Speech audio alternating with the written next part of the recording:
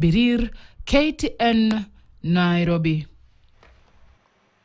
Thanks, Jebet Birir. To education matters where parents may soon be required to shoulder part of the burden amid growing suggestions of a cost-sharing approach to education funding. The Kenya Union of Post-Primary Education Teachers, KUPPET, is now pushing for urgent, inclusive dialogue, cushioning that without the involvement of all key players, the vision of equitable, accessible education hangs in the balance. Ann Musungu with more on this story.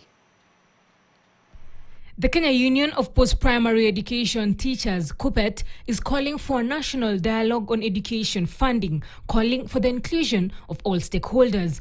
They argue that only a collective, inclusive approach can provide lasting solutions to the deepening crisis threatening the sustainability of the sector. What now this calls for is to engage in a national conversation on a policy framework which will deliver free and compulsory quality education for Kenyans.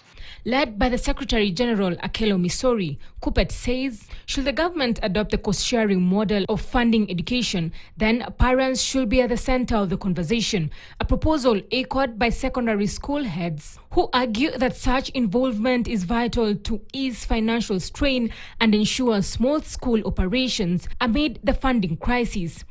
Then Kenyans should determine that we now must dip into our pockets and pay for it, because education is not a cheap matter. As Kesha, we feel that the issue of cost sharing has to be looked into.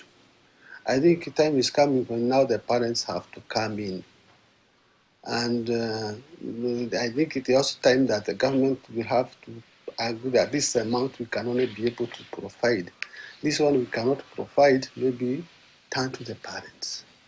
This follows revelation by the Treasury CS, John Mbadi, that the government can no longer fully support free education, a statement that sparked outrage and fierce reaction from various education stakeholders. We don't have the capacity as at now to finance free primary, free secondary. Yet the lingering question remains, will embracing cost sharing truly be a sound financial move for the education sector, or could it deepen existing inequalities to strain already burdened families? And Musungu, KTN, Nairobi.